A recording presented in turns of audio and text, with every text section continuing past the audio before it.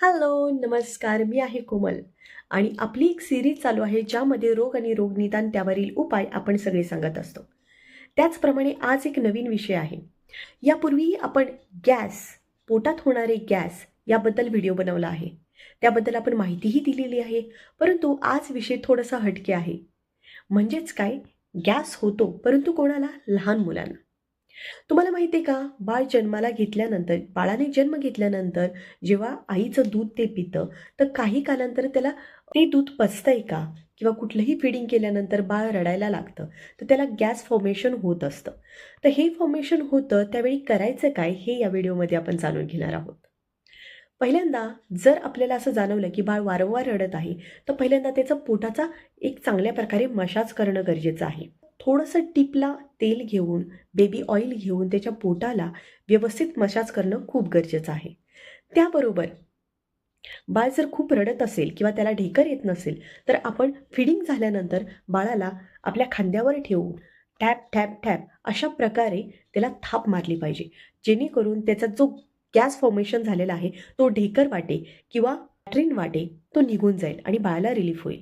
कारण त्यामुळे त्याला इरिटेशन होतं, पोटात दुखतं, पोट फुगल्यासारखं आपल्याला जाणवतं आणि ते न्यू बेबी असतं, त्यामुळं प्रत्येक गोष्ट त्याला पचेलच असं नाही.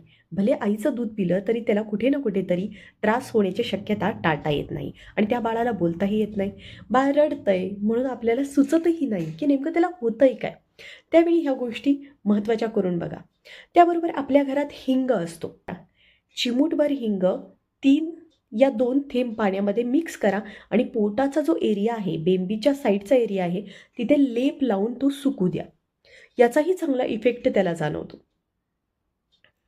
याबरोबर बाळ जर वारंवार रडत असेल, तर त्याला एक मोकळ्या हवेत घेऊन जा, जेणेकरून त्याला श्वासोच्छ्वास घेता येईल. वेगळ्या वातावरणात गेल्यात कदाचित त्याची मेंटॅलिटी जी बदललेली आहे किंवा रडण्याची वृत्ती ती कमी होण्यास प्रयत्न होईल.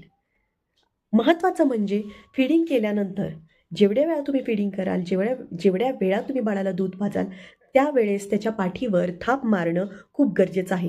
15 ते 20 मिनिट बाळाला उभं ठेवून खांद्यावर त्याचं पोट आलं पाहिजे अशा ठिकाणी असं मारत राहिल्यानंतर 15-20 मिनिटानंतर आपोआप गॅस तयार झालेला निघून जातो.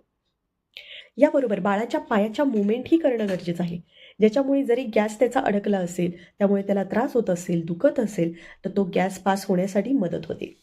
या काही छोट्याशा टिप्स आहेत ज्या करणं खूप गरजेचं आहे. लहान मुलं असतं, आपल्याला समजत नाही ते रडतंय काय, परंतु रडतं. दूध असल्यामुळं गॅस फॉर्मेशन होणं हे बेसिक आहे.